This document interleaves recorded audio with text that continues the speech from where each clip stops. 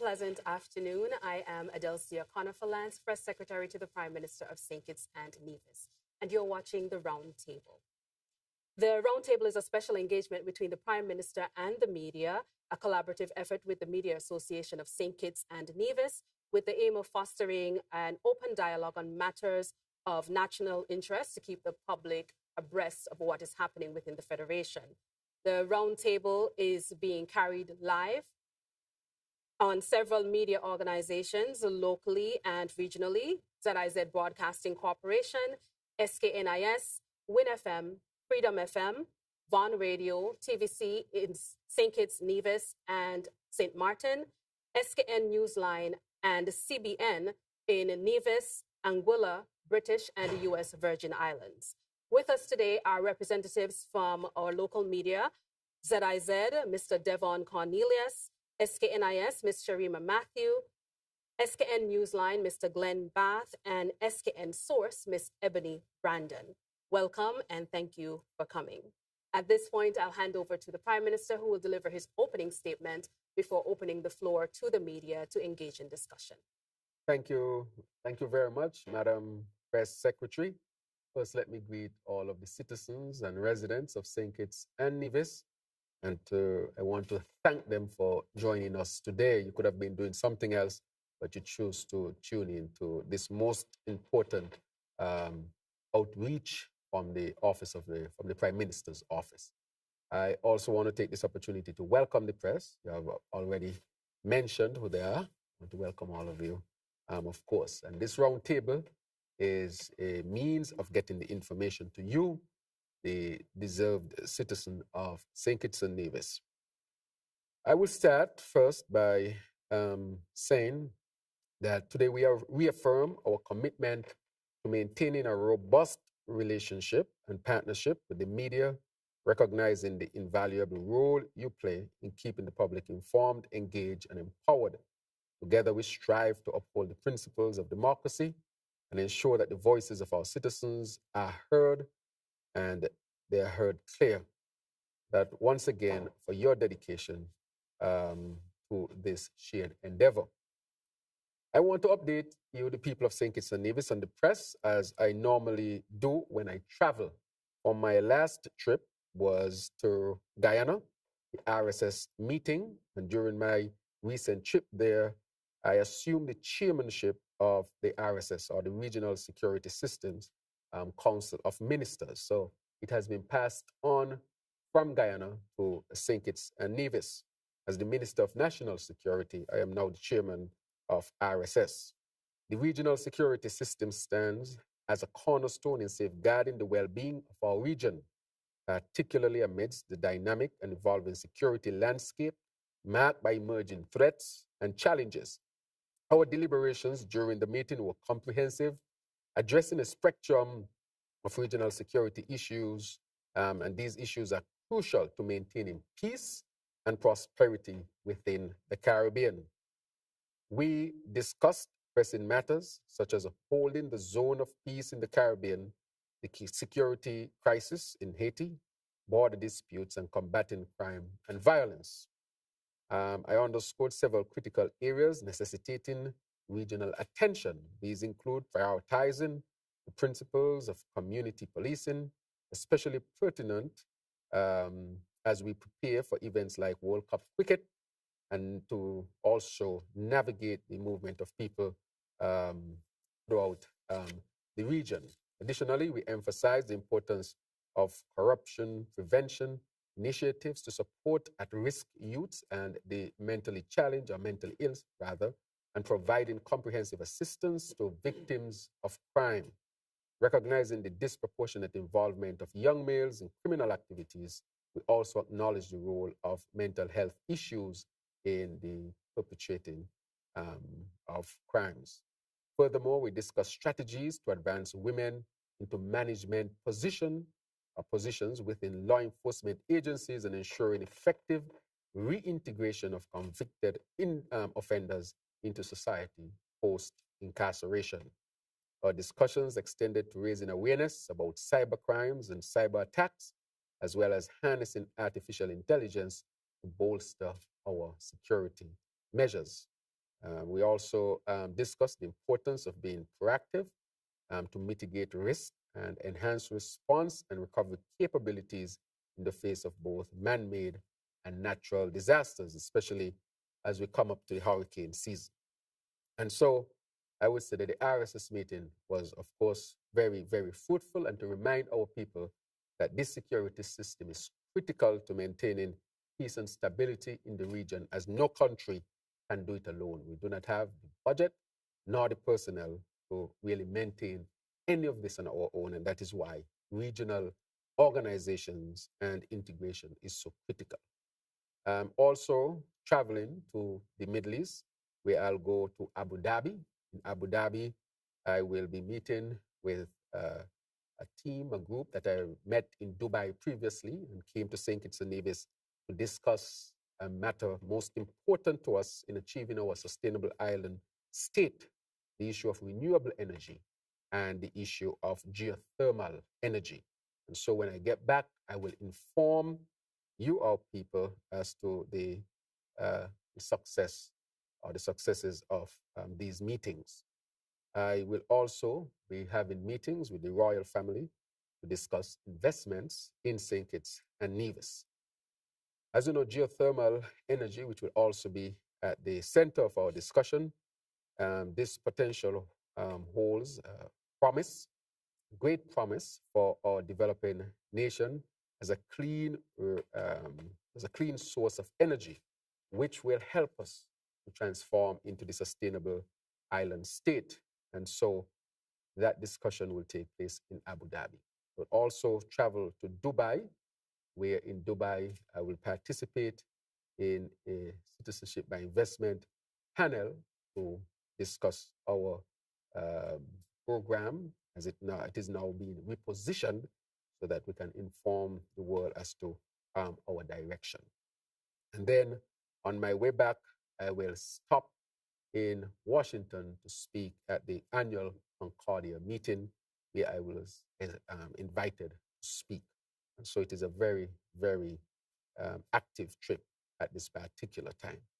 With respect to the water situation, as you know, we are currently facing critical water shortage as a result of decreased rainfall.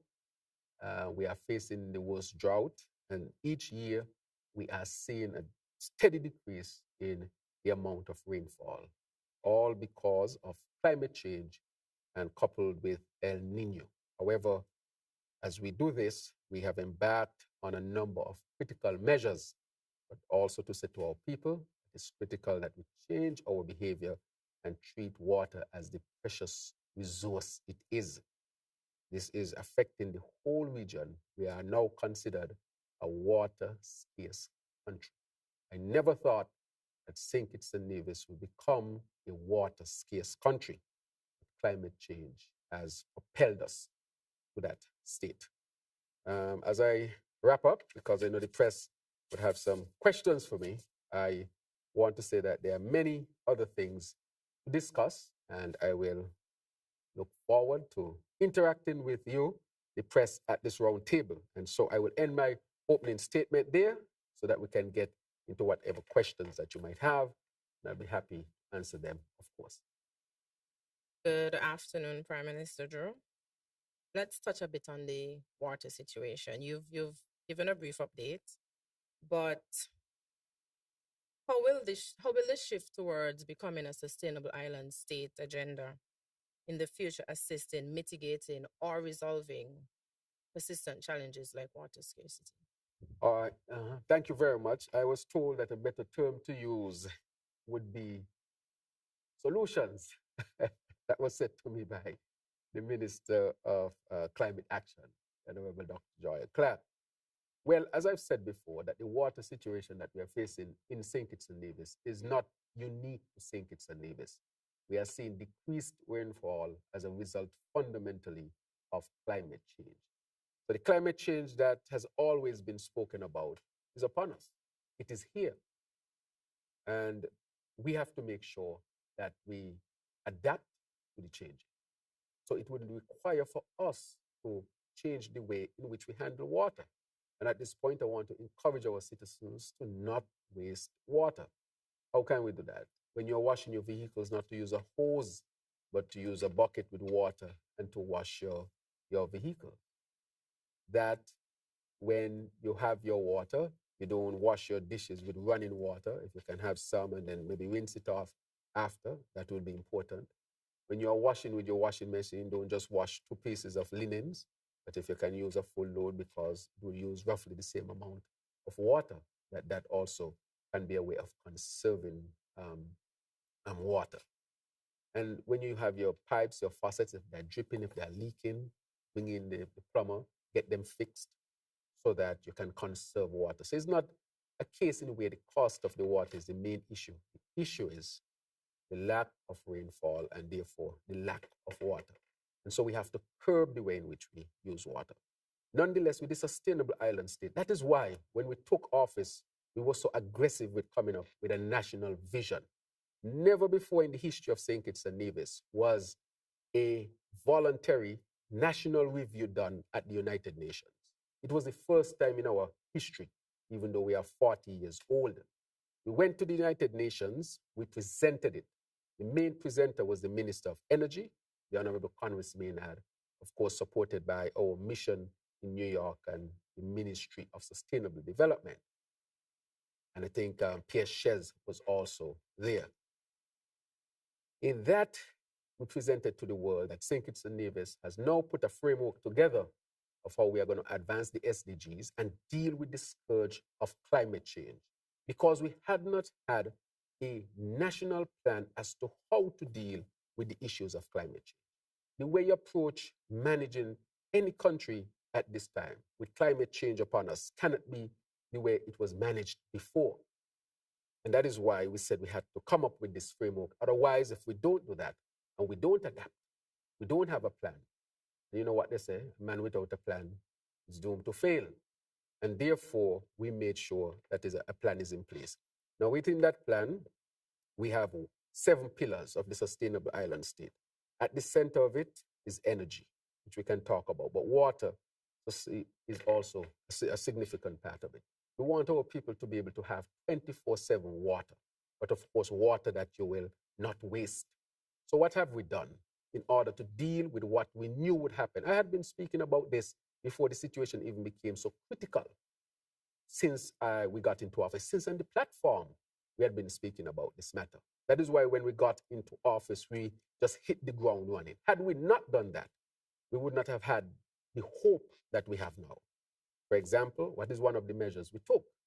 In the hardest hit areas, we delivered water storage tanks to the people so that they can store some water, because these are people who sometimes would go days without water. As the climate change intensifies, and we have seen, I don't know if you saw, the last 10 months were the hottest days recorded in history. The hottest months recorded in history, the last 10 months, which means that this thing is really upon us. And so we did that. The other thing that we did, apart from the storage, is that we started to drill in Guyana as soon as possible. As soon as we got there, we said, look, let's get back the persons engaged and get them going. Of course, there was a delay. There was a delay because under the last administration, they abandoned the plan and the machinery or the equipment just sat there and basically rot because of bad political decisions that were taken under the last administration. Had they continued the plan, we would have had the drilled water many, many years ago. And so even with this climate change, we would have been in a different situation. However, they were able to get their machinery and equipment back to working condition. Drilling started almost immediately in Guyana. And today I want to say that we discovered a well that we are in the final stages of completing. If you go over there, this is the pump house. They're doing painting of the pump house and so forth. I was informed that the last piece of equipment to drive the pump to pump the water from the earth is here, should be clear tomorrow. And by weekend, they should be doing what you call the 72-hour test, where they just pump water. A lot of water is going to be pumped. So what we are doing, we're going to try to get the water trucks to collect the water, not to waste it, because the water is already tested and has met World Health Organization standard of what is potable water. Despite the noise you hear, Here, people making noise, had 7 years and did nothing to resolve the water. No, we are really trying to resolve the water. Instead, they try to support, they're trying to bring all sort of dark clouds over such a wonderful and beautiful project to resolve people's problems. So I say, ignore the noise and the detractors and let us get this going. So we are in the last stages of completing that project in Keon. Then the hope is to go to Shadwell and see if we can fix that one. And we are going to do a project around St. Kitts and Nevis to identify where the wells are. But in addition to that, and I think some of you might have reported on it, there was a UAE donation to St. Kitts and Nevis, which was stopped again by the last administration, where they offered desalination using renewable energy to produce about 60,000 gallons of water per day. We had to get back into that agreement. And just maybe a few weeks ago, we had the groundbreaking for the desalination plant at Canada, at the beach in the Canada area, the Canada Estate area. And we expect that to be completed somewhere around June, July. So that is on the way. The other thing that we are doing right now is reaching the final stages of negotiations for the 2 million gallon desalination plant, which we hope to complete in the first quarter of 2025. So this year, we have the Keon well, we have the desalination plant that is at the beach in the Canada Estate area. We are also buying water from Marriott presently because their own desalination plant is producing extra water for us. We have, of course, the storage tank, but as we get more water online, we are hoping that we can get to producing more and more hours of access to water for our people here in St. Kitts and Nevis. So I am not pretending that this is not difficult. Sometimes I have no water myself. And when the water shuts off, it affects your quality of life. So I'm not going to pretend that this is easy. Our people are going through tremendous challenges, especially when they can't get water for 1 or 2 days. And I feel it for our people who go through that because I experience it myself sometimes. And that is why we acted so quickly and swiftly to bring solution to this. I know people can't wait until the water come online, but in the meantime, what we have done, reached out to service providers with water trucks. The water trucks that are out there is because the government has put them out there. I have personally intervened to get the water trucks out so that our people can have access to water. So these are measures that we are talking about. These efforts are expensive because we don't pass the cost on to our people. This is what we call adaptation cost in climate change. This money, had we not have climate change, this money could have been used for many other things. But the issue is we have to use it to provide water. Water is the most basic thing that we can provide for our people. After the air is water and then food. And therefore, we have to make sure that we are providing for our people. So we have started aggressively investing heavily in making sure that we are able to provide the water for our people here in St. Kitts and Nevis. So to answer your question, we see the problem, just outline the challenges, the poor decisions made by the previous administration that was the man-made aspect of making the situation worse than it should be, had they just followed a plan to bring more water to the people, and that the solutions that we are bringing in, and we have started to work earnestly on those. So this is not a government looking for excuses. This Labour administration is not looking for excuses. This Labour administration is looking for solutions. And that is why I said to the world, St. Kitts and Nevis is not looking for pity. We're small, but we're talawa. We're audacious. We're bold. We are courageous, but humbly so. So we are coming to the table with solutions. And that is what we said to the world in our voluntary national review at the United Nations in August of 2023.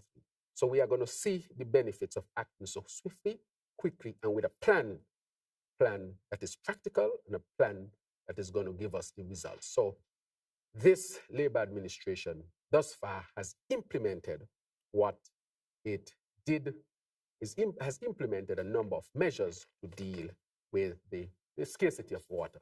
We are now officially a water-scarce country. Thank you, PM, for that in-depth update. I want to touch briefly on the 2023-2024 Human Development Report by the United Nations Development Program that was published on, I think it was the 13th of March this year. And it has ranked St. Kitts and Nevis as number 1 in CARICOM for human development. And globally, St. Kitts and Nevis stands at 51 out of the 193 countries that were assessed. Now, the country's Human Development Index score reached 0.838 in 2023, marking a growth of 0.006% from its 2021 figures. Could you share what factors have led to such notable advancement in the Federation's ranking? Thank you very much. Let me clear this up as quickly as possible. This checks fundamentally 3 things: the economy, but health and education. The number 1 decision that was made in terms of the economy by this Labour Party administration, the St. Kitts Nevis Labour Party administration, was to open up the economy on the 7th of August, 2022. Read the IMF report. The IMF report is very clear when it speaks about that one single decision and how that influenced significantly, positively, our economic. Because the country was shut down by the previous administration for political reasons. When I got in that meeting right here at the Marriott Hotel with the healthcare leadership team, which included the then CMO, or the now CMO, she's still CMO, and I asked for the data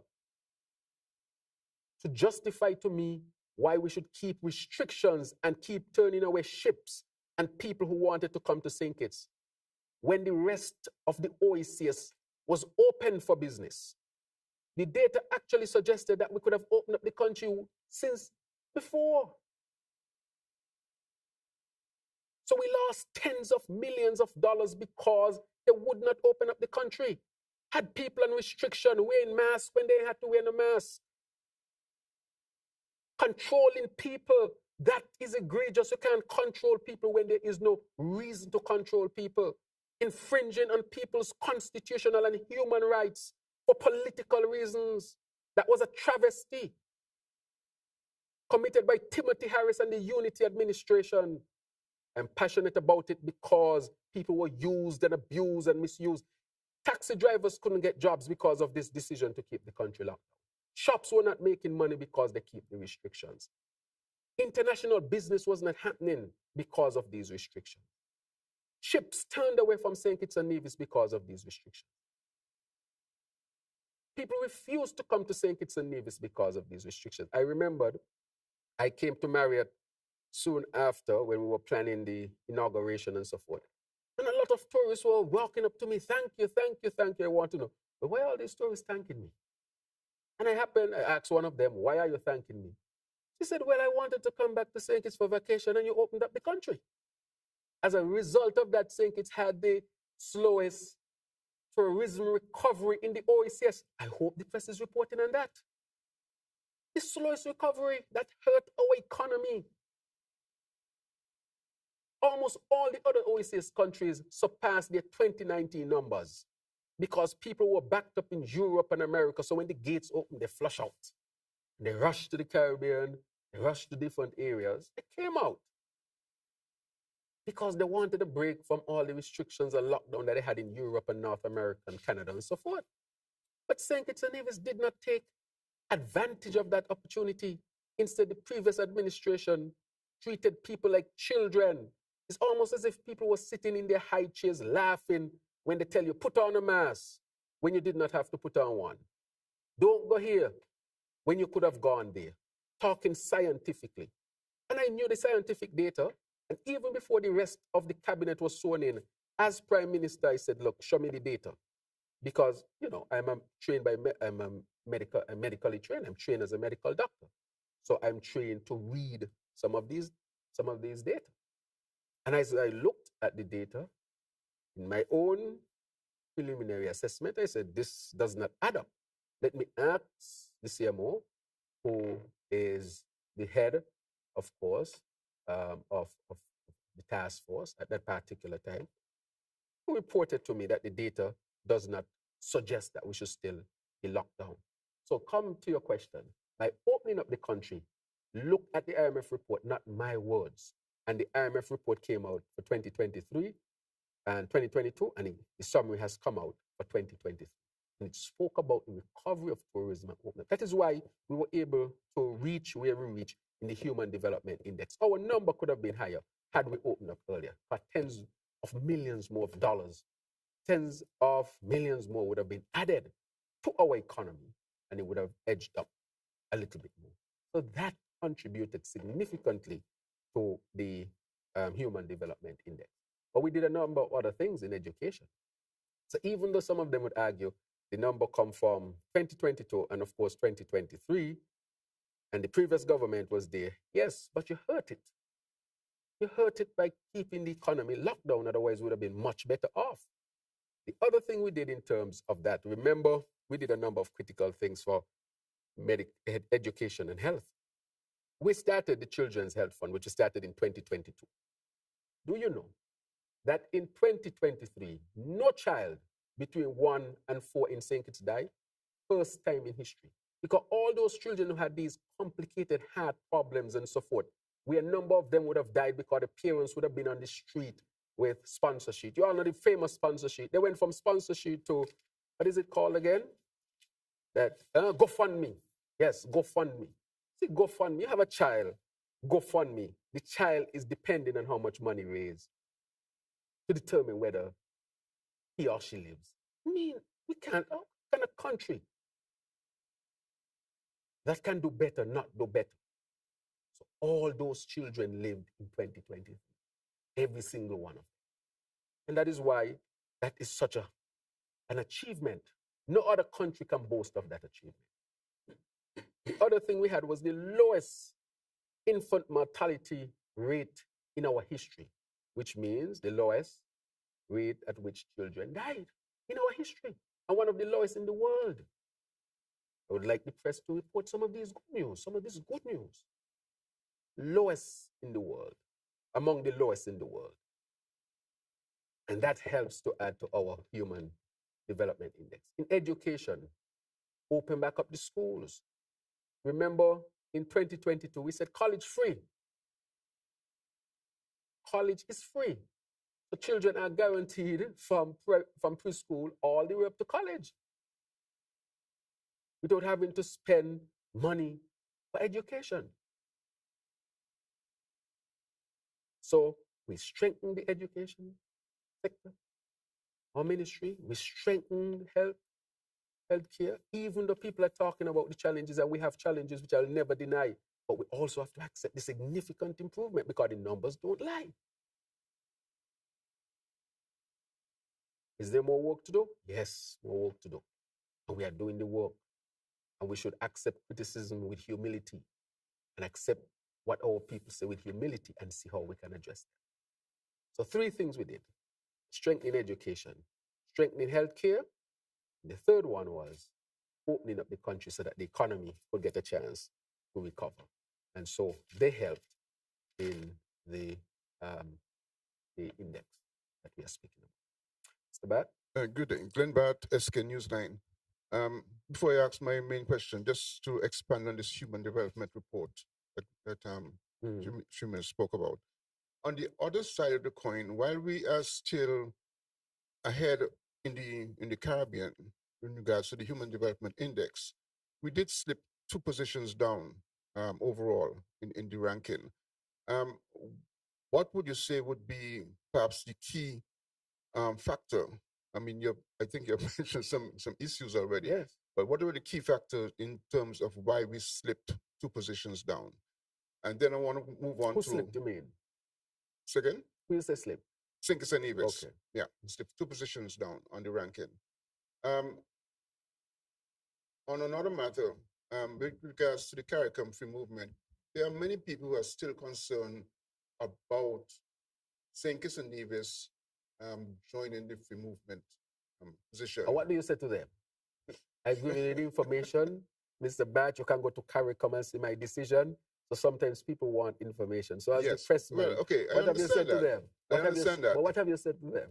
No, I understand that, but we have not taken a firm position on the matters yet. That we are still No. that I we are wouldn't. still I wouldn't use the seeking word as yet. information. Yes, I wouldn't use the word as yet. I've never used that. St. Kitts and Nevis has not taken the decision because St. Kitts and Nevis will not take a decision that would not benefit us how we should benefit. That is what is the position. Well, So the word as yet, I have Okay. not used that and would not use fair that. enough. But my question therefore is this: what actions have the government been taken during the period of since the period of the CARICOM meeting up to now in regards to creating the foundation upon which that future decision is going to be taken? What actions have been taken on that matter? And my other question is related to the St. Kitts and Nevis and government and CARICOM in relation to the multidimensional index. We have heard the stories about the GDP issues and how it's a distortion of the reality of the economy. CARICOM, St. Kitts and Nevis, even the Barbados government have been pushing for this multidimensional index to be implemented. There seems to be some resistance. What's the position in relation to CARICOM and in relation to the government of St. Kitts and Nevis? Right. So let me answer your first question. Now you talk about we are number one in the CARICOM. A lot of countries were affected because of COVID, but we had an added human element where the previous government refused to open up St. Kitts and Nevis, which affected us negatively. Those months that we were closed down cost us tens of millions of dollars that we will never recover. And that decision is an egregious decision for two reasons. One, less money coming in. But apart from the economic, you had to wear masks, Mr. Bat, when you did not have to wear one. A leader of this country violated your human rights, used the law against you, me, and us, telling us that we have to take measures against our freedom when there was no scientific data to suggest that that should have been done. No leader should do that. They're not gods. That's the reason for this slippage. So the slippage mainly because the economy was not opened and it opened too slow. It was not open and it affected significantly our recovery in the economy. So that affected it. And then you can't say anything else, but we are still number one and we did extremely well. And I encourage us to read the IMF report to see how we recovered and how that one single decision and that fateful Sunday night of August 7th helped us to recover. But that's an excellent question that you asked with respect to that. Now, you spoke about the MDI, multi-dimensional index. I'll add another letter, which means vulnerability. That is critical. The word vulnerability is the critical nature.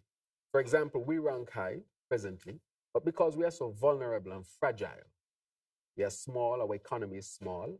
The last government brought us to depend heavily on the CBI. I hope you're writing stories about this. I encourage you to write it. When you look at how they thought that they could have just used the CBI to do all the recurrent budget, so they did not mind to keep the country locked down, to play games with people, and treat people like children and violate people's human rights, when there was no scientific data for it. And that affected, of course, our economy. But one event can throw us totally off. Not a 1 in a 100-year event. Just a hurricane alone can hit us tomorrow, anywhere from a category 2 to a category 5. And already our GDP will jump, and it would affect us very negatively. That's the vulnerability we are talking about. That we don't have the inbuilt mechanisms in a way to protect us from those shocks. So we are vulnerable. So we are saying, when you're doing the assessment, don't just look at our GDP at the moment, but look at the possibility that all of that can be wiped out with one single event, a hurricane. Look at Dominica. one hurricane hit them and Dominica was in shambles. God forbid you get hit by a category 5. This year going to be a very active year. The hurricane season going to start in May instead of June 1st because of 2 phenomena. 1, climate change, and 2, El Nino, right? That is part of it. And therefore, it means that we can be hit. The number of named storms, the number of storms that can reach category 5, all those are predicted increase. St. Kitts and Nevis, from the last prediction I saw, have a 15% chance of being hit. That's a high. That's considered, medium to high level. And therefore, that is our vulnerability with one of these. So therefore, treat us like that. Help us to build resistance. Resistance costs money. That is why we are rushing to build a climate smart hospital. A hospital, let me put it in simple terms, a hospital that can deal with the scourge of climate change, whether it be insidious changes that we are seeing with the heat and lack of rain and so forth, or the acute changes, such as a hurricane category. If it's one institution that should be standing and working well, it's a hospital. Once a hospital is gone and the healthcare system is knocked out, that means everything else is gone. So that is why you see that we say our main capital project has to be a hospital that can deal with climate change, strong storms. So the hospital is expected to start this year. But we, of course, to get a major project off the ground, people would understand it take a year and a half or so to get everything in place to get going. So that is why we are talking about the multi-vulnerability index. At the SIDS in Antigua, we'll be speaking to that. At every United Nations, the 2 United Nations addresses that I gave at the General Assembly in September of 22 and 23, I spoke to this index. Wherever I go, I try to speak about it because I know there is movement to now really consider the MVDI as part of the assessment of our country. In some areas, it might be advantageous, in others, maybe not. But we are saying for SIDS, small island developing states, we need a special type of approach if we are to continue to exist. If we are to continue to exist, because adaptation alone eats up our small budget. Our budget is small, even though they might say the GDP is high. Look at the budget in itself, in its volume. It's a very small budget. You twist here or you twist there, and that budget disappears because we do not have the amount of financial resources that are needed to help us to build the resistance and to adapt to climate change. And that is why I'm going to be pushing hard with other Caribbean leaders for that MVDI. I think CARICOM would, I'm not sure as to what you speak, but I know at SIDS, this will be something that we are pushing, and Antigua is pushing on it to Prime Minister Gaston Brown, who wants to make Antigua a place where you can store the information for everybody, because sometimes when you go to countries to get the data, you can't get it. So that is one of the things we are looking for as CARICOM in leading on this issue of SIDS, climate change, and how we are treated in the financial world. This is important because this determines if you can borrow concessional loans. It determines if you get grants. Because we are considered high income, it's difficult for us to get concessional loans and difficult for us to get grants. It's very challenging for us. But with this, if this is shown that St. Kitts is extremely vulnerable despite its relatively high GDP, and I put it in inverted commas because we are a very small economy, this can open up additional funding to help us to adapt and to build the resistance that we need.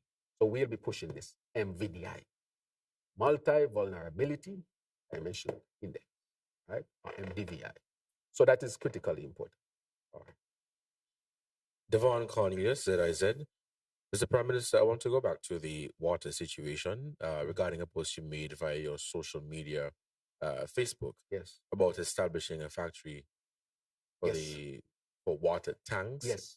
Where and how would it be funded? Right. And I also want you to speak to what is actively being done to remedy or address the situation. Right. So, very interesting question. Very good question as well. I think you and Bad came ready here. This is everybody else. You spoke about the water tank the water tank issue. That is going to be a public-private partnership. A local private company has approached the government and approached NHC to put together almost an agreement so that that private company can make the investments in these water tanks, which will see a significant drop in the price for the tanks, and also that company envisage that it can sell, that it will be able to sell these tanks to the OECS as well. So that we are in, the AG, NHC, and the private company, representative, the company's representative, they met and they are working out the agreement. So I only speak of things when they are almost certain to happen, right? And I can say that with certainty that they have met. And from our side, I know the government, well, at least NHC will be moving forward. And so the private business owner is also very much interested. So that is where that is. With respect to the measures, as I said, we have given thanks to the very, very most, and I use that term for emphasis, vulnerable areas to get the tanks. And in addition to that, we have centered around the water trucks. We have a number of water trucks that we use all the time. The other thing that we do, the third thing that we do, is that we have drilled in Cayon, and we'll continue to drill. And when we leave Cayon, we're going to fix the matter up at Shadwell. And then the other matter is the desalination. We have now broken ground for the desalination plant by the UAE in the beach in Canada Estate. That has started. And we have also started the 2 million gallon desalination plant. The discussions are in the final stages. That will be built close to the port at the industrial site. So we are in this stage. So we have taken those measures. People might ask, why is it hasn't happened as yet? Remember, these things take planning. And there was very little planning, hardly any planning, if anything. We had to start from scratch almost, or less than to get these things. And therefore, I want to say that we'll see those things start rolling out in the very near future. But I do understand what the people are going through, and therefore, as the people are going through the challenges of the water scarcity, I feel it for the people. I feel it for us as a nation. It is difficult because we grew up where we had pipes on the side roads. We still do. Where we just go and do all sorts of things. We had public baths where you just go and bathe and so forth. People in St. Kitts and Nevis grew up like that, where water was never an issue. And to reach a stage where in your very lifetime you're going from an abundance of water to a scarcity of water. That is very challenging for people to adapt. We are human beings. It's hard for us. So when I hear people complain about the water, I feel for them. It's hard. The adaptation is hard. This is what climate change is about. It's hard. It's going to be rough. I'm not going to pretend. It's not going to be easy for the human being to adapt. That is why you see that I speak so strongly when it comes to the issues of climate. And I want the media to be a part of it. Educate the people. You could ignore totally what I say. Go to the UN site. Go to these, different reputable sites. Bring the information to the people. Tell them climate change is real. Because whether I'm here or not, climate change is real. Anybody who sits in the seat has to deal with climate change. It is a challenging situation to adapt and to build that resistance. So what you speak about, Cornelius, this is, as a company, as I tell you, is a public-private partnership, and the measures that we have taken thus far to deal with the water. However, I want to wrap up this part by saying we have a personal responsibility. Let us conserve as much water as possible. Let us not take it. Water is a scarce resource. It is a precious resource. We can't live without it. Let us do all we can to really preserve it and conserve it. And with the measures, we can see improvements. Good afternoon, Ebony Brandon, SKN Source. I would like to just briefly discuss the issue of schools, as we did touch on education as part of the reason why St. Kitts and Nevis did as well as it did in the Human Development Report and the resulting index.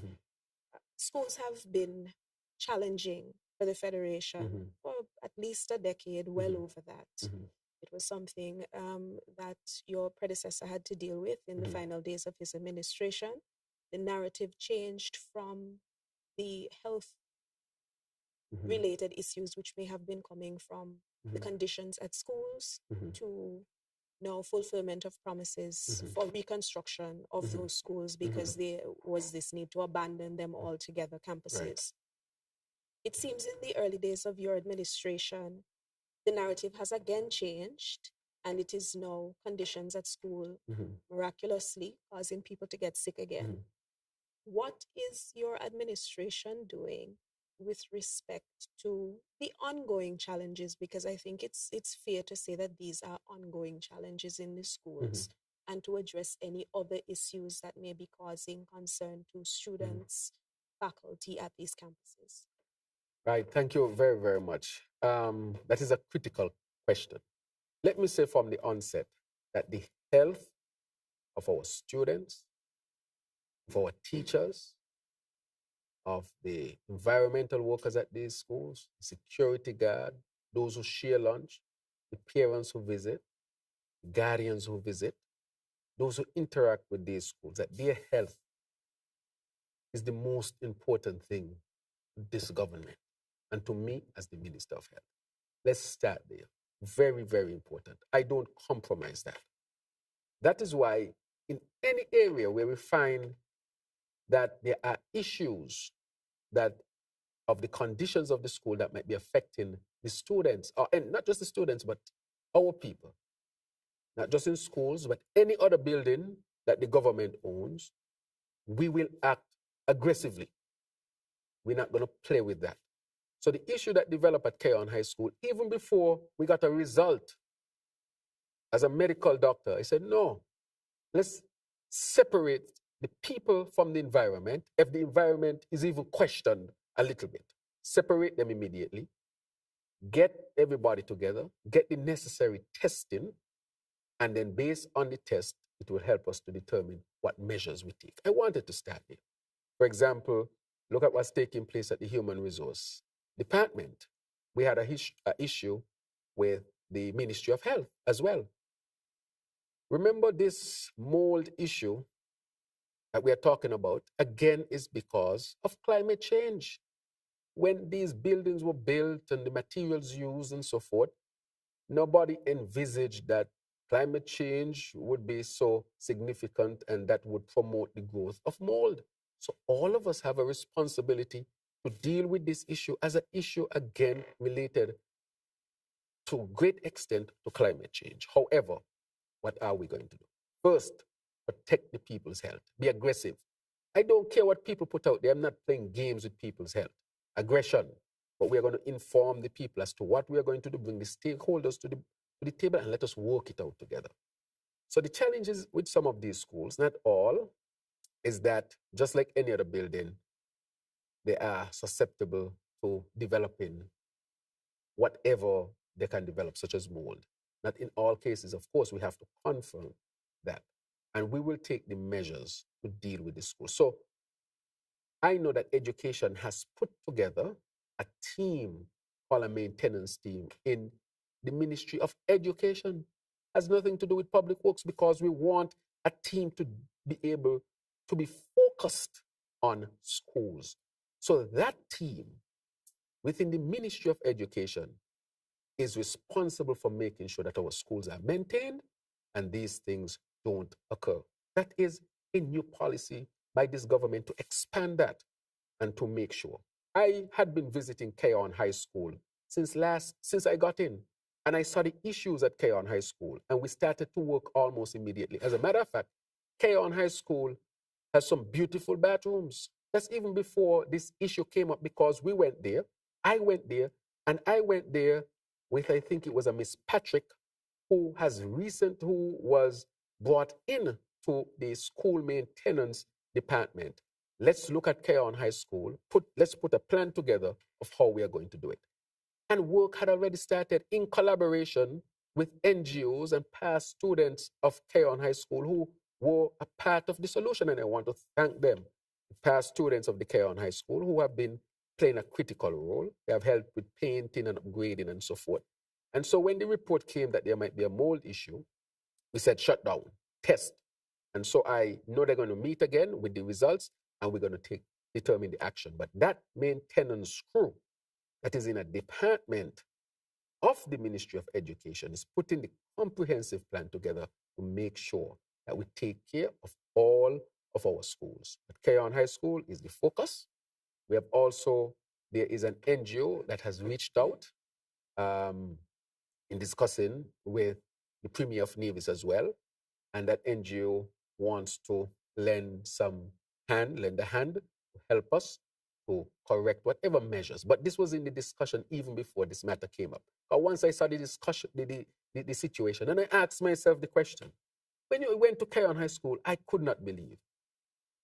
And to know that the past Prime Minister went to the Keon High School, I said, so what happened at Keon High School for the last 7 years? Keon High School had a mold report from 2019 that I discovered where nothing was done. That was before COVID. Nothing was done. If I had known that, because when I went there, I said, let's come, let's act, let's do something, before. And we are going through, not knowing that there was a report done. And hardly, if I can't see anything that was done at Keon High School. But I'm happy to say that we acted proactively and we did not wait until this moment. So we are ahead of the curve in terms of making sure that we would have started remedial measures. And so Keon High School, once the results come, we are going to continue those measures and even faster. But you know what is a good thing about it? Because all of the students have computers now, and all of them have all the textbooks and all the lessons on their computer, it's easy to do remote learning. Easy to do remote learning. So the student can be up, 11 o'clock in the night, learning, doing tests. The test goes to the teacher. The teacher can review and give the student a feedback. And that is because we were determined that each child will receive a computer in high school. So we are ahead. You remember what happened during COVID? Because they had stopped the one-to-one laptop program, when COVID hit, they sought to implement remote learning. But again, they were being reactive. But we were proactive in the previous Labour administration. And this Labour administration, the Ministry of Education under the leadership of Dr. Jeffrey Hanley, we moved aggressively to get the students their devices. So all now, it's so easy to do remote learning. And we have already put a plan in place where we will collaborate with Windsor University so they can use Windsor University's campus to do their exams. So the students are not at a real disadvantage. They can stay home. All of this they can have. And we are putting a program in place for students who cannot afford internet with the cable to give internet to those students so that there are no disadvantages. We have done significant work at the community center in Keon. At that community center, we have done testing as well. I should have the results. And until we are sure that the place is very clean, we will not allow our students. But once it says it's very clean, the students can go there, we'll connect the internet there, they can go there and carry out their educational activities. So remote learning is much easier. We have the resources, and so the students are getting their full education as we speak as well. But that team is put in place. So we're going to have a comprehensive school maintenance program, which is being put in place as we speak to make sure that we maintain our schools. Next question, and I have one which follows this. It's an overlap between, again, education and the water issue. Yes. And it has to do with the Basseterre High School. Mm-hmm. Recently, there has been conversation about why your government has not moved forward with the Basseterre High School campus, particularly because the former administration has continued to say that financing was already in place for that to proceed. However, there had always been concerns, bipartisan, over the location, the proposed location of the school, its proximity to the aquifer, the Basseterre aquifer, which is threatened by saltwater intrusion. And that in and of itself is an issue as we talk about St. Kitts and Nevis now becoming a territory which is water scarce. What is the position with Basseterre High School for your administration, particularly in respect of the location question which was raised by several people over the years? Thank you very much for bringing that forward. As you know, the Basseterre High School, I would say at this particular time, was used by the previous administration for political reasons. While our students were so truthful and honest and everything, and I really said that we need to take their health concerns very seriously. When you look back at the data, people were playing politics. And I will dare say politics on some of the people. What we discovered, everybody, is that $21 million have been spent on the Basseterre High School and not one brick was laid. Every month, a company got over $500,000, $655,000 per month. I think this was easy. $21 million. And not one brick laid. I mean, how can you disburse $21 million and not one brick laid and want to convince me that you were serious about building a school? You said the money was available. Where was the fund? There was no fund with no money. They took the money out of the consolidated fund. There wasn't a separate fund for the Basseterre High School. If they are seeking to convince you of that, that is not so. In Upper Monkey, where I come from, they will say that's a lie. That is not so. There was no fund. They used to take the money out and pay a particular company $625,000 to $655,000 per month, which came up to $21 million.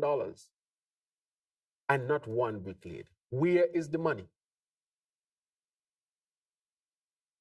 That is with the Basseterre High School. The other thing is, they said they're going to be close the aquifer and there's no risk. Our position was, that is why I said this is a proactive administration, a labor administration that is proactive. It is in nature of a labor administration. We said do not do anything that would even pose a 1% risk to the Basseterre Valley aquifer. Can you imagine, let's say they had started the Basseterre High School and that 1% risk had become a reality and that water had become contaminated? It's pandemonium you would have in St. Kitts. They would have to be sending ships with water to St. Kitts and Nevis as a last-ditch measure to save ourselves. But what we decided from then is that we're not going to put the aquifer at risk. Anybody come, it has to be zero risk for us to take a chance with our main aquifer, because that is our lifeline, literally our lifeline. And so we took the decision that we'll go back to the Basseterre High School and take all the measures. We broke down the school. We clear out everything. We testing to make sure everything is in good stead, to bring confidence to people. Even though if you read the NIOSH report, the NIOSH report said they only discovered mold in a back wall where she was leaning against the wall. That was 2015. The NIOSH report is there. When the then Minister Wendy Phipps hid the report for 6 months from the people of St. Kitts and Nevis because she did not want the people to see the truth of what the report had finally said. If they had gone up the end at 1% risk, I'm assuming it was not zero risk, had been realized, where would we be today? And that is why we decided we're not going to take any risk. And now we are in a severe water situation. I'm happy, I feel good that we took the right decision not to touch that. But they are not telling the truth when they say there's no fund. This is what was coming to the consolidated fund. They didn't have a separate fund and said this is for the Basseterre High School. Instead of using the CBI program to build a school, they use the CBI program to build a prison. That is why we say, why not a school? That would have been the most logical thing to do, get a school. Not saying that a facility of a prison is not important, but you have to prioritize. As Lucky W say, you seem like you just want to build prison and no schools. Labour say build schools and hospital first. And maybe with a lot of education, you'll have less people going to prison, which we are seeking to do through our Elevate program. But we decided we're not going to risk our water resource And so the Basseterre High School, the plans, we look at the preliminary plans in cabinet 2 weeks ago. So we are finalizing the plans for the site so that we can move ahead with the Basseterre High School. But I can clearly say that the hospital is ready to move. Why did we move aggressively and first with the hospital? Because of climate change, and we want to have a hospital that is resistant to deal with what we are expecting. But the school is on its way, and with the Keon High School, we'll take the measures that we have to take. So what can I say? Very, very happy that our team, Minister of Education, the Honorable Dr. Jeffrey Hanley, took the decision that he would go under a bulldozer if they try to build any school on the aquifer. Today, he's leading the effort to build the school where it used to be, with all of the measures in place and being taken very seriously. So I'm happy, very, very happy for that. Questions. Yes. And I'll yield to my colleagues. Yes. Again, has to do with your trip to the Middle East and the exploration in particular of geothermal, the renewed interest in that. Now, your administration has also taken one of consultation and inclusion, and so we are seeing a collaboration with the Nevis administration, as we did under your Labour predecessor. They too have made moves in the past which have not yielded any fruit in respect of their own geothermal efforts. Will your federal trip also reap benefits for the people of Nevis and their geothermal projects? Very well. Excellent question. Let me, on the onset, really thank the Premier of Nevis, the Honorable Matt Brantley, who very recently, when we meet, because we meet in person, he and I, he said, PM, I am committed 100% to see this realized. He subsequently met with the AG so that we can put all the legal framework around treating geothermal as a national resource for both St. Kitts and Nevis. This will help both St. Kitts and Nevis. This, if you look at the IMF report, Colin, I think you're from Nevis, correct? If you look at the IMF report is saying that we would not even need CBI if we were to develop the geothermal. It is actually saying that is our true liberation. It is akin to oil to Guyana, and it's renewable. Why did I sign? So that the resource can be developed in Nevis. Nevis is our Siamese twins. We are one federation. We can't escape. Even if we want a federation and I were in a position to help Nevis develop this, I would have signed without hesitation. Why shouldn't a child in Brown Hill and a child in Jessops, a man or woman in Charlestown, not have the opportunity to see this resource develop to enhance and better their lives? But I want to see the Nevis people, the people of Nevis, live well also.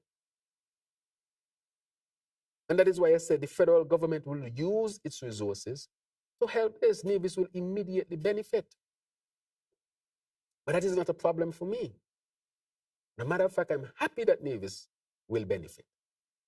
And therefore, I signed. And the Premier and I together put forward a resolution in the federal parliament that will treat it as a national resource.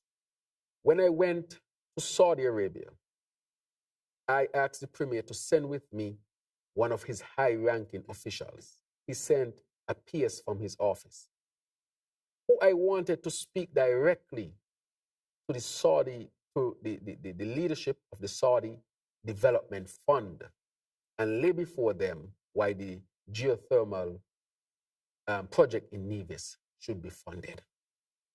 He did an excellent job. I couldn't do it. I said, I can't do it better than Anivision. And irrespective of the politics and the petty politics there, I call it petty politics. Because if we have a resource to totally transform us, how can we not act on that?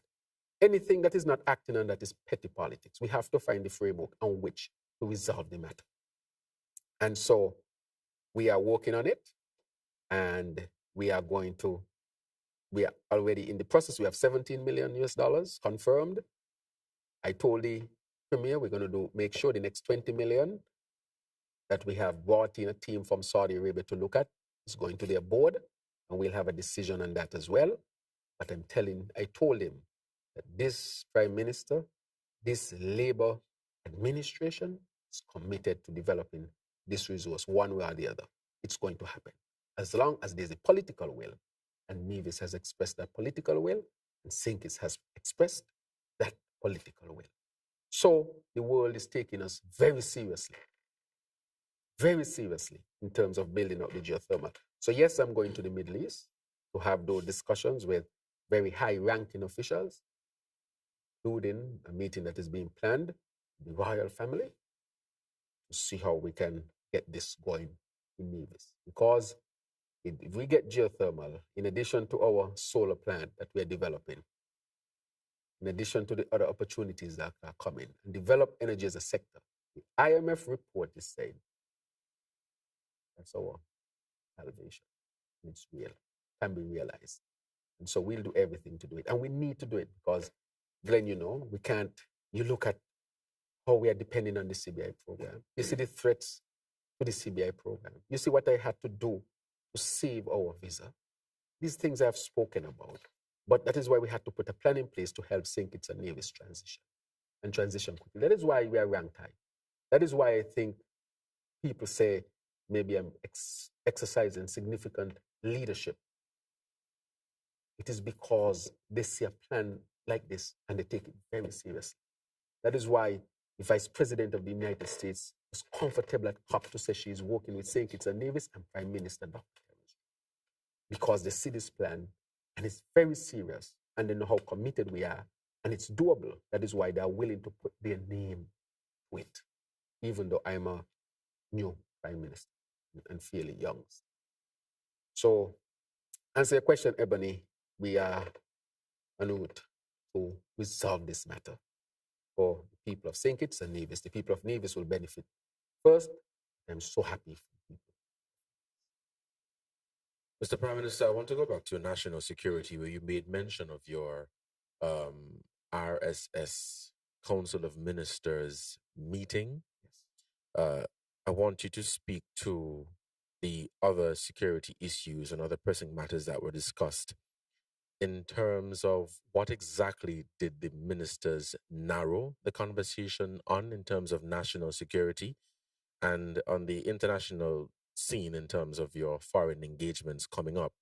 Aside from green energy in terms of geothermal and other energy projects, what else will you be focusing on in terms of foreign investments?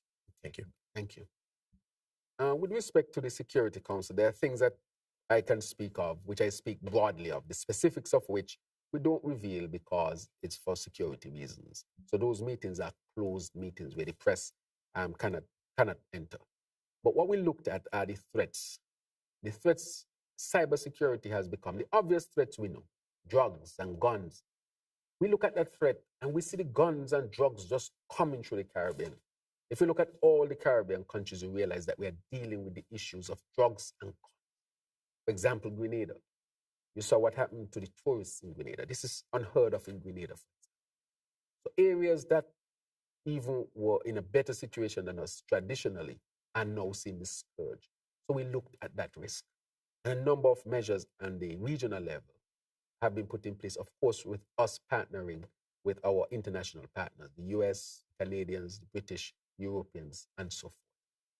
We have formed a vetting center to strengthen, more training for our people, more surveillance in the region to deal with the scourge of the guns and the drugs. We have also brought it down to to the ground level of strengthening policing throughout the region. Guyana, which is now building out police academy almost, is offering for our people to come there. Presently, police officers, military officers are off to carry out training in St. Lucia. What we are doing as well in our own space, we have strengthened national security. We have brought in experts. We are building out things I can't speak of. But I can assure you that we are working towards it. I want to say that in national security here, the measures have been put in place. We have seen some success from it. Have we resolved the matter? We have not resolved the matter. It's a challenging matter. but we have seen success. We have seen a relative period of crime. We have seen a decrease from last year, but there's still a lot more work to be done. But we want to create a system where we're not putting our people at ultimate risk. We cannot create a done system in St. Kitts and Nevis that we saw in Guatemala, that we saw in Central America, that we saw in Jamaica, we saw in Trinidad, and we saw the end result of that type of approach. And that is why we are saying, but it has to be multi-pronged, and we want all hands on deck. That is why we are saying health, violence from a public health perspective, which we are building out. So it cannot just be using the security forces. It has to also be developing other social programs to deal with it, because we want people to have a real opportunity and a real chance. These are our citizens at the end of the day, and they should be given the opportunity to really develop themselves. But I said to all the young people, live the life of crime. It does not get you anywhere. You either end up in prison or in the cemetery. Choose to live a positive life. And all of us should be saying that to the young people, because this has to be a societal approach. But in the question you're asking, those are some of the measures. We look at movement through the region and how we can track movement through the region so that people don't go from one area to another area, carrying out crimes without being detected. Closer collaboration, more training. But the areas that we are going to concentrate on is cybercrime as well. We are building out that very, very much. Cybercrime and security in general in dealing with how climate change is affecting security. Climate change will have a significant impact on security because people will move. Look at, for example, you see what's happening. As climate change devastates certain economies and so forth, people will move. Look at what's happening at the border of the United States of America. Look at what's happening in South Africa. People will move. So that too is being looked at, climate change and security matters. So it's a comprehensive approach. And I would like to say that the RSS system offers significant opportunities for security measures and keeping us safe as a region.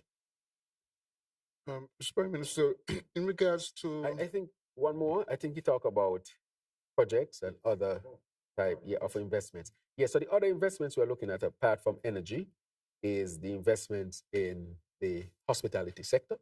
As you know, Hotel Indigo broke ground. They just received their preliminary approvals, so they are moving forward, Hotel Indigo.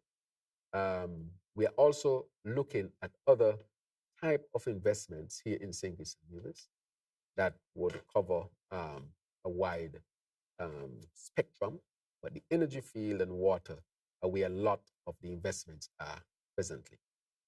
But, you know, Cornelius, I would say in general, we are looking. I don't talk about these projects until they're at the point of no return. But I think I would be able to announce a couple other huge projects that are in the process of reaching to the point of no return. But so far, I can say to you that we have about between $500 million and $1 billion of investment so far. The solar plant that they used to speak of in the last administration, that was going nowhere, just talk, when we reach in all sorts of things. We have renegotiated that, restructured that, and that is set to be launched very soon. It's at the point of no return, so I speak of it. That is an $85 million investment. The St. Peter's Road, millions of dollars of investment. The geothermal, millions of dollars investment. The Need Must plant, where $40 million is going to be signed off now to get the expansion of that plant. The Connery Stadium, the 2 million gallon diesel plant. Hotel Indigo, the new hospital. What up that? Lots of projects. Some people may ask, so where are the projects? Why they're not coming yet? They left no projects except a prison. That's the only thing that they really left. A prison. So when we got there, we had to start almost from scratch for all of these projects. And anybody knows to launch a major project will take you about a year and a half. Why does it take that time? Plans, procurement, secure funding, bills of quantities that you have to put together, EIA, all of these studies that have to go into a major project. And then we have other investments in agriculture sector. So those projects that I've mentioned is because they are confirmed and ready to go. And this administration, this A team, this labor administration has done tremendously well to get all of these major projects going forward. And that has been done because we know what we are doing. We have a plan and we are sticking to the plan. Because the plan is working. Today, for example, we launched the largest certification course for solar panel installation and EV vehicles mechanic maintenance rather. St. Kitts and Nevis is the hub for that right now in the OECS, the hub. We have 15 students who are in the cohort and they're going to be certified. And guess what? We are going to link that program to the solar plant. So as soon as you finish your course here, you're gone there. From classroom to work. Transforming us. All that is part of transforming to the new economy. Because again, you cannot depend on just CBI. You have to diversify the economy. So those are some of the other investments that I mentioned. And if you put a dollar count to it, the solar plant is 85 million. The hospital is about 60 million. The desal plant is 14 million. The housing, which I did not speak of, is about at least 36 million. That is going to launch in earnest. And the geothermal is going to be 37 million. So just add up, and I'm talking US. Add up all of them. See how much. And if you convert that to US, Hotel Indigo, which is close to 100 million. So all of these are in the, but some major ones are will start because they're at the point of commencing as I speak. And of course, we have the smaller one that will be taking place. Connery Stadium, the new traffic building that is going on. Connery Stadium is a $5 million project. I think traffic housing is a 1 point something to $2 million. St. Peter's Road, the number of millions again. Those are the local type of projects and the roads we'll be doing. And then the other ones are the bigger projects. So we'll have smaller projects while the bigger projects are taking over the next. With regards to government rental of office space, now over the years, a pattern has developed for a number of reasons. Sometimes buildings become old, they're not repaired, they're not renovated. In recent cases, for example, you have the mole situation. It requires that we take a decision to move to another property. But nevertheless, this is costing government a lot of money. And in the long term, we are wondering what is government's policy with regards to existing properties that are not productive. What's the plan for that? To change or to reduce the amount of rental that you're paying right now over the long term. And secondly, if you are in a position at this point in time to talk about the status of the old Fort Thomas property and what it can be used for, what's the plan for that place? Because I see it as an asset to government or even to the private sector for commercial usage. Yeah, I agree with you. I can't agree with you more, Mr. Berg. When it comes to rental, just yesterday in cabinet, we discussed having a zone where we're going to build government offices. We have already identified the land where we want to develop that. It's going to be developed. I don't know if you know where the Needsmas power plant is. There's some land available somewhere in that area. We are going to develop government offices over the next few years. So that is already in place. So I hope when the plan we discuss in cabinet already. The other matter with the buildings that we have, we are going to seek to see how we can maintain them. As you know, we just broke down the old Ministry of Health building. And in the future, we are going to seek to establish a building here. We are finishing the building on just across from the government headquarters. And just in front there where the old Ministry of Health was, we are going to act on that in the new budget as well. So those that we can salvage, we will salvage. We are going to be doing an area that will be dedicated to government offices and buildings. So that's a good question. And the Minister of Sustainable Development, Dr. Joel Clark, brought forward the area that has been identified to do that. So that is what we are moving on. With respect to the old Fort Thomas, there is a number of persons who are interested. Interest came forward to turn it into a museum and to have it almost to be part of the hospitality sector, not a hotel, but a museum where people can come to. It almost has an international theme, and there you would have a lot of shops, boutiques, and these kind of things at a commercial area. And serious interest has been expressed recently. I did not speak to it, Mr. Bad, because until it's at the point of no return, then I would consider it done. But since you asked about it, there's serious interest in that. So that, I think, we would see something serious coming forward, at least the interest, which is significant. So I'll have that discussion. So we are looking forward, because if that become a center where people can get jobs and so forth, and at the same time, it is considered a historic area. It has not just a local theme, but an international historic theme to it. You can draw people out of cruise ships. St. Kitts has this, museum, which is different. No other place in the Caribbean has one like it. That is what the investor is looking at, and really capture its historical essence and build that out to serve the international market. Okay, Prime Minister. Currently, there is a pediatrician,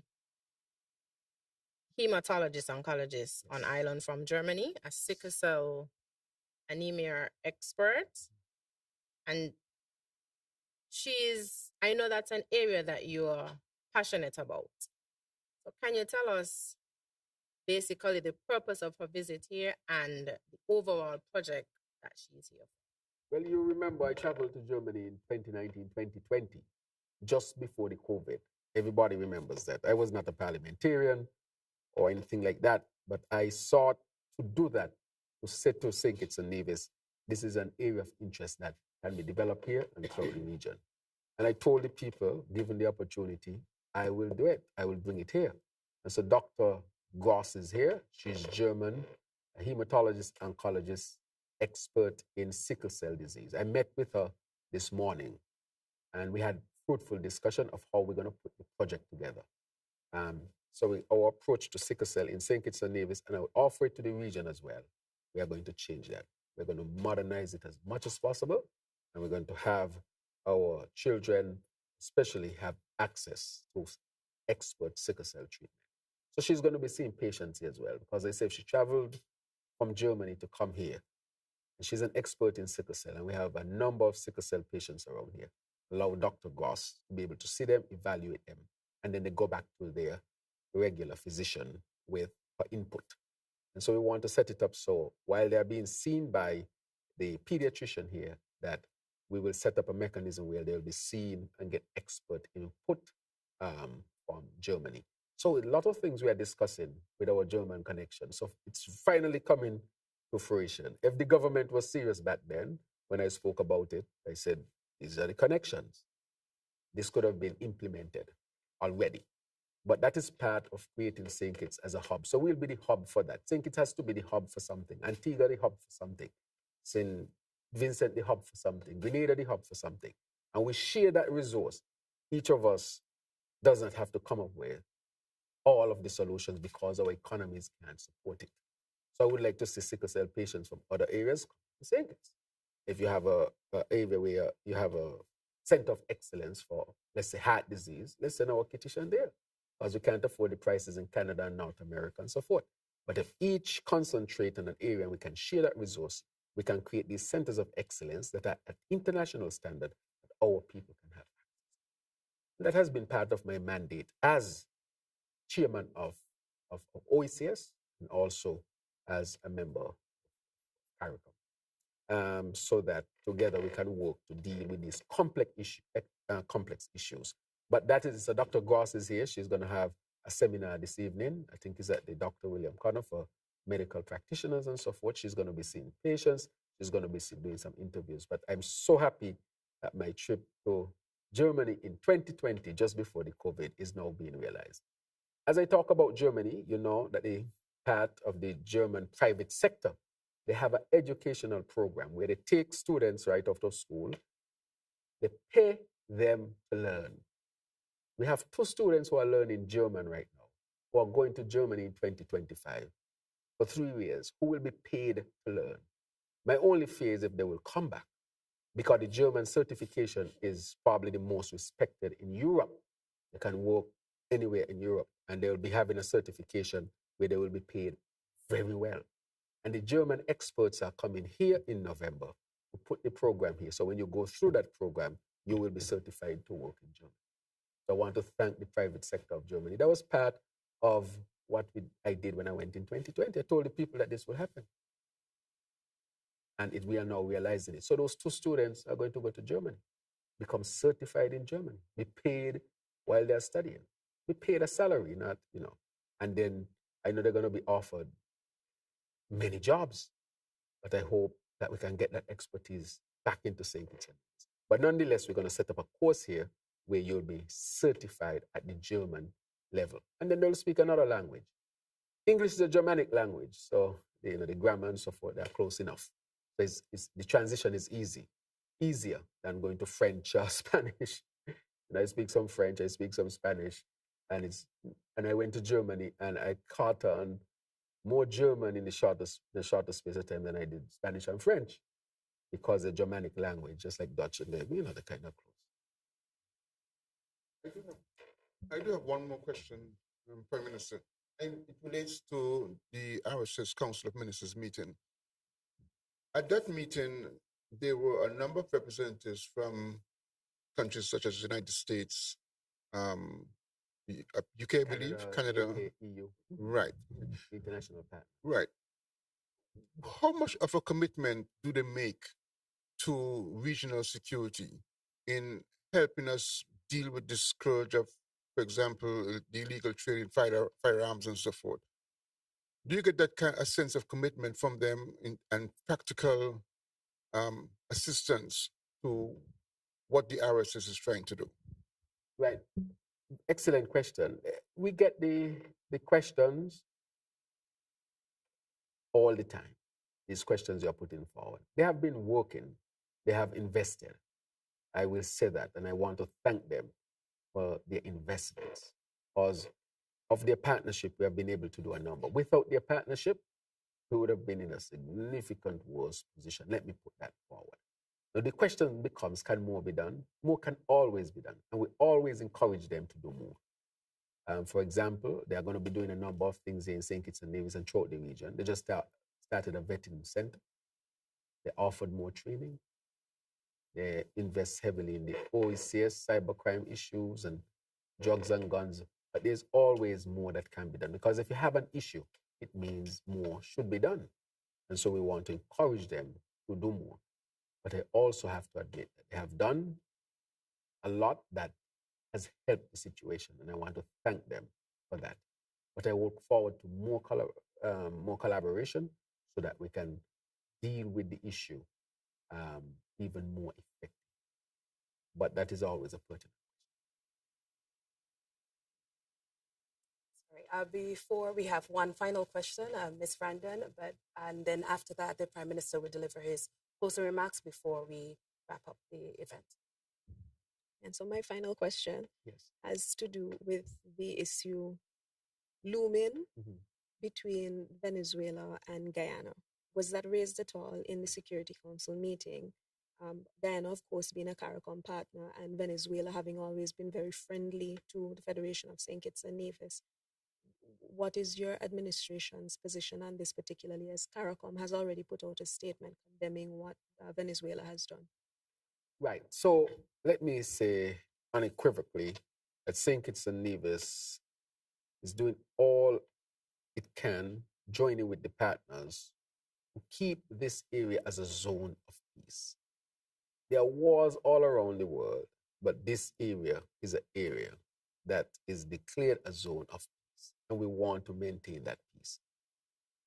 If you look at what we have done, the Agile Agreement, or Argyle, that was done in St. Vincent, where I also participated. And in that meeting, both leaders had the opportunity to speak directly to each other, sit across from a table, look each other in the eye, have a frank discussion. And I really admired both leaders. Spoke frankly, they defended their position, but at the end of the day, the situation was, where was the common ground and what could have been agreed to maintain this area as a zone of peace. And any war that breaks out is going to affect us. It's going to affect the people of Guyana and the people of Venezuela. War, I don't know how to categorize it except to say that that would be the last result. I cannot say I'm a total pacifist, but I can simply say that should be way down the list. And so we are in the process of dialogue, having discussion, using the diplomatic route.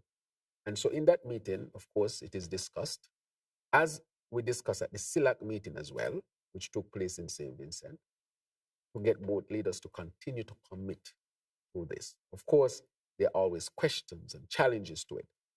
We expect that, but that means we have to keep at it.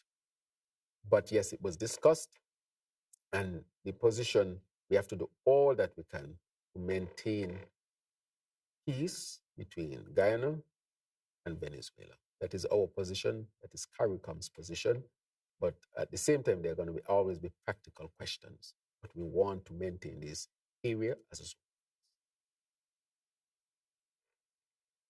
Your closing remarks? Right. So I want to thank you very much to the press and the Media Association. I like to come and make myself available in conversation to expound on the critical matters affecting our country.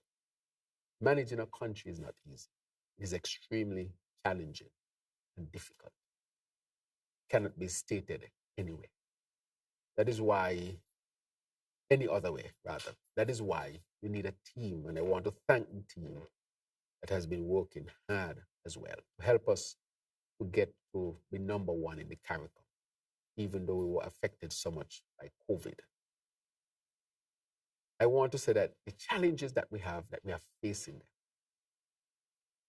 we have put together a sustainable island state agenda that has garnered regional and international interests. We are seeing those plans being panned out.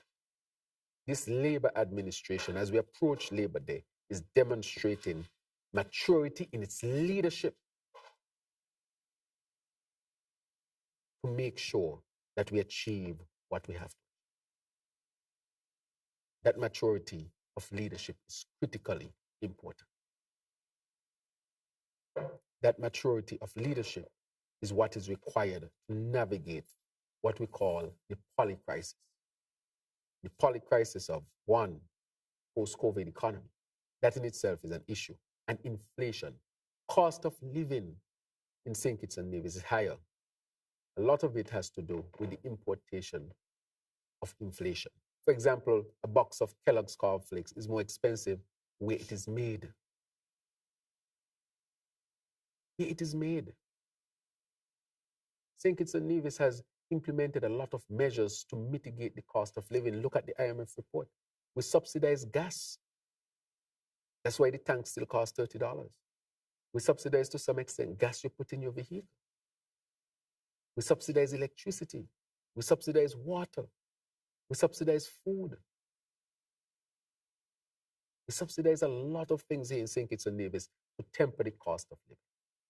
However, we must admit that prices have gone up. But we have done a lot of work. We are encouraging our people to try new brands that are more cost effective and of good quality as well. Brands that are more cost effective. Because the brands that we have come accustomed to, at the source, they have gone up. Look at United States of America. Look at Canada. Look at the UK. Inflation. And so we are feeling the brunt of that. This is the scourge of COVID, post-COVID wars. Now we are hearing that oil prices might go up because of what's happening in the Middle East. Those things are affecting the cost. And I want our people to know that we take it seriously. That is why we are subsidizing some. But I want to say to our people that let us also seek to see how we can conserve and make decisions to help to mitigate. But that has been a significant challenge. To maintain social services and at the same time, subsidize everything that we have.